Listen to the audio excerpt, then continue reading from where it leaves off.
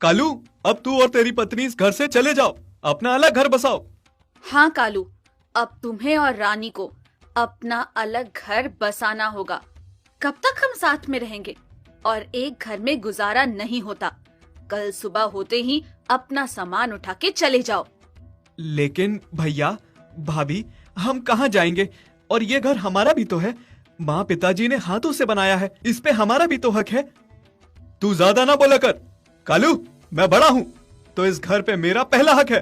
कल सुबह होते ही इस घर से दफा हो जाओ। हम कहाँ जाएंगे भाई साहब? हमारे पास तो कोई जगह भी नहीं है रहने के लिए। आए हाय, बड़ी आई रोने वाली। तू क्या सोचती है, रो धो के तू इस घर को अपना बना लेगी? ऐसा कभी नहीं होगा। बहुत हो गया तुम दोनों का। कल चुपचाप यहाँ से निकल जाओ। दरअसल बाला और कालू दोनों भाई थे। बाला और उसकी पत्नी बहुत ही चालाक और दुष्ट होते हैं। उन्होंने पिता की सारी संपत्ति और घर अपने नाम करा लिया था। कालू और उसकी पत्नी रानी को घर से निकाल देते हैं। सुनिए जी, अब हम क्या करेंगे? कहाँ जाएंगे? तू चिंता ना कर रानी, मैं कुछ करूंगा। कालू और रानी अगली सुबह घर से निकल जाते हैं और गांव में ही एक झोपड़ी बना लेते हैं। पहले तो कालू अपने खेतों में काम करता था, पर भाई की बेईमानी की वजह से उससे सारी खेती छिन गई थी। घर के खर्च के लिए अब वो जंगल से लकड़ी काटता और शहर जाकर बेचता। फिर एक दिन की बात है, दोपहर की बात थी। कालू जंगल में लकड़ी काट के बस अब खाना खाने बैठ ही रहा था कि उसके सामने एक सुंदर सी गाय खड़ी हो गई और बस एक डगर उसे देखने लगी। कालू को लगा कि शायद उसे भूख लगी है। अरे, शायद इस गाय को भूख लगी है, इसने मेरे पास रोटी देखी है तभी मेरे सामने आके खड़ी हो गई है।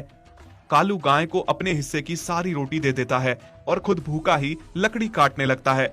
जब तक वो लकड़ी काटता है, गाय उसके साथ में खड़ी रहती है और उसे देखती रहती है।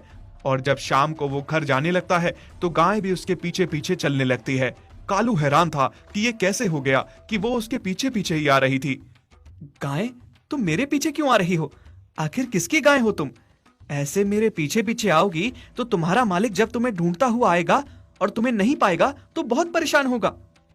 मेरा कोई मालिक नहीं है, मैं अकेली हूँ और इस जंगल में भटक गई हूँ। मुझे कोई बाघ ना खा जाए, बहुत डर लग रहा है। तुम मुझे भले इंसान लग रहे हो, मुझे अपने साथ ले जाओ और मैं दूध देती हूँ। तुम मेरा दूध निकाल के बेचना, फिर तुम्हें लकड़ी काटने की और इतनी मेहनत करने की कोई जरूरत नहीं पड़ेगी। अब से तुम अकेली नहीं हो, चलो मेरे साथ। मेरे